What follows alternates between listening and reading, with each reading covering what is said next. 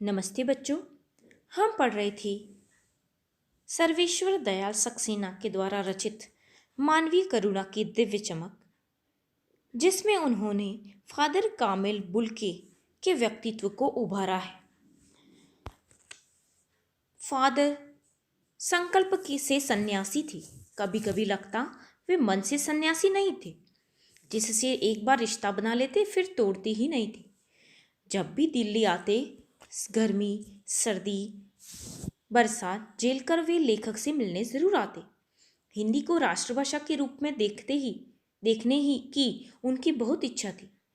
अपनी पीड़ा को व्यक्त करते, अकाट्य तर्क देते, इस बात पर उन्हें झुंझलाते हुए देखा गया था। हिंदी वालों द्वारा हिंदी की उपेक्षा पर उन्हें बहुत दुख होता था। हर किसी से घर परिवार के बारे में, निजी दुख तकलीफों के बारे में पूछना उनका स्वाभाविक स्वभाव था।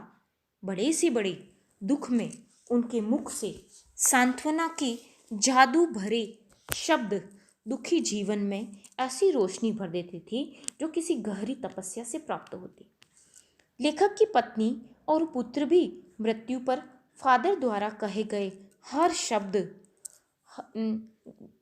हर मौत दिखाती है जीवन को नई राह, शांति देती थी। फादर बीमार थे, दिल्ली में थे। लेखक को पता नहीं चला। अंतिम बार लेखक ने उन्हें देखा तो वे बाहें खोलकर गले नहीं लगा सकते थे। उनकी बाहें दोनों हाथों की सूजी उंगलियों को उलझाए ताबूत में जिस्म पर पड़ी थी। उनके चेहरे से बरसने वाली शांति स्थिर हो गई थी, तरलता जम गई थी। 18 अगस्त 1982 की सुबह 10 बजे दिल्ली में कश्मीरी गेट के निकलसन कब्रगाह में उनका ताबूत एक छोटी सी नीली गाड़ी में से उतारा गया। कुछ पादरी, रघुवंश जी का बेटा और उनके रिश्तेदार राजेश्वर सिंह उसे उतार रहे थे। फिर उसे उठाकर एक लंबी, सकरी, उदास पेड़ों की घनी छाह वाली सड़क से कब्रगाह के अंतिम किनारे तक ले जाया गया, जहां धरती की गोद में सुलाने के लिए कब्र हैरान हो मुंह खोले लेटी हुई थी। ऊपर करील की घनी छाह थी। कब्र की चारों ओर जिनेंद्र कुमार, विजयेंद्र स्नातक, अजित कुमार, डॉक्टर निर्मला जैन, मसीही समुदाय के लोग, पादरीगण, साधुओं द्वारा धारण किए जाने वाले गेरुए वस्त्र पहने इलाहाबाद के प्रसिद्ध विज्ञान शिक्षक डॉक्टर सत्यप्रकाश और डॉक्टर रघुवंश आए थे। फादर के पार्थिव शरीर को पहले कब्र के ऊपर लेटाया गया।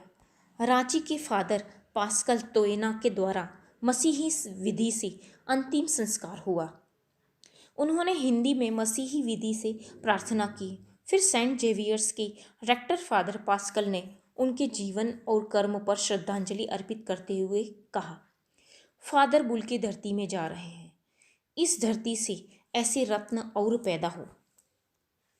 डॉक्टर सत्य प्रकाश ने भी अपनी श्रद्धांजलि में उनके अनुकरणीय जीवन को नमन किया। फिर देह कब्र में उतार दी गई।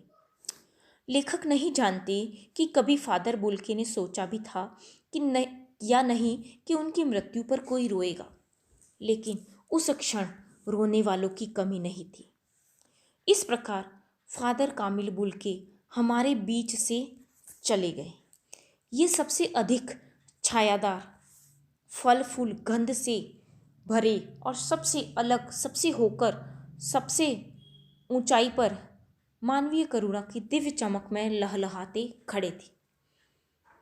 इनकी स्मृति उन सबके मन में जो उनके निकट थे किसी यज्ञ की पवित्र आग की आंच की तरह आजीवन बनी रहेगी। लेखक भी उस पवित्र ज्योति की याद में श्रद्धानत है। धन्यवाद।